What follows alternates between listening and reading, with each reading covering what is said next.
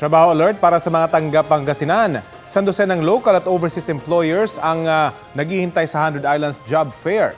Sa Huwebes na po yan, simula 7 a.m. hanggang 3 p.m. sa Don Leopoldo Season Convention Center sa lungsod ng Alaminos.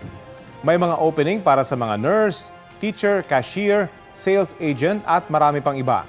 Para sa karagdagang impormasyon, bisitahin ang official Facebook page ng Peso Alaminos City, Pangasinan.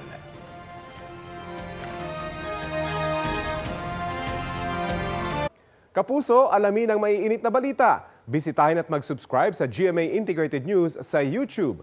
Sa mga kapuso abroad, samahan nyo kami sa GMA Pinoy TV at sa www.gmanews.tv.